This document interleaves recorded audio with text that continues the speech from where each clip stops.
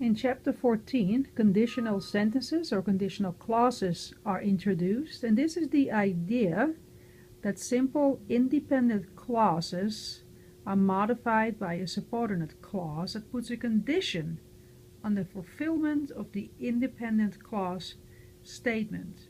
And so this provides us additional insight into Greek sentence structure and intended conveying of logic. So this is an idea of rhetorical logic.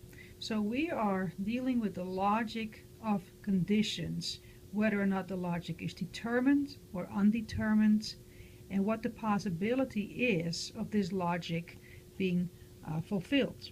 And all of this hinges on the mood of the verb and the apodosis. So let's review quickly the idea of moods in verbs. So in verbs we have this idea of tense and voice, and then the idea of mood. We haven't studied any moods outside of the indicative yet, but remember, this has to do with the idea of reality of the action of the verb.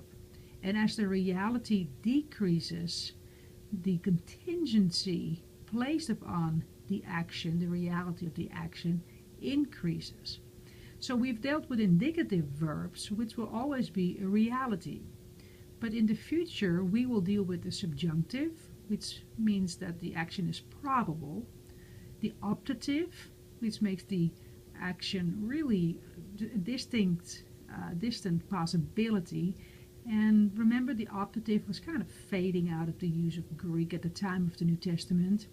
And we will also treat the imperative, the mode of command, which may sound like that's really going to happen, but you really have no control over the subject, whether or not the subject is really going to do it.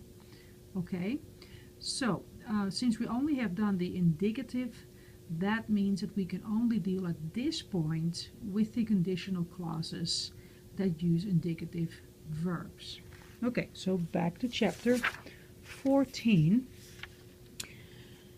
For the indicative verbs, we deal with determined clauses. The undetermined clauses in the future, those will be the ones that will use the subjunctive and the optative, making the action undetermined but possible, or undetermined and remote. So we might also say that this means that we are dealing with a grammar of conditions. Grammar reflects the logic of conditional sentences. Now that doesn't mean that it conveys facts. This could simply be like an argument for the sake of conveying something, like playing devil's advocate. And that is really important to keep in mind. Okay, so we're looking at something like this.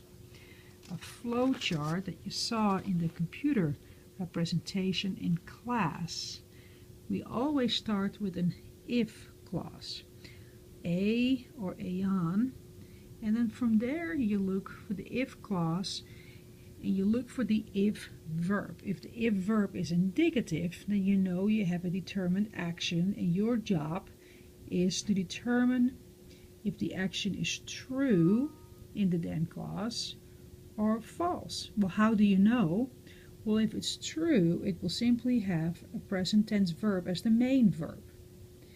If it's false, you will encounter an imperfect, which puts it in a now, or an aorist or a pluperfect. They're both kind of like past tenses. The aorist is a little past tense, and the pluperfect is really a rare verb, which we will encounter much later. And then you will translate accordingly. So if you find an imperfect or an aorist, you will see that you are dealing with a second class conditional sentence, which makes the statement false. Now, if from the very beginning the verb of the if clause was not in the indicative but in the subjunctive or optative mood, then you're going down your table like this.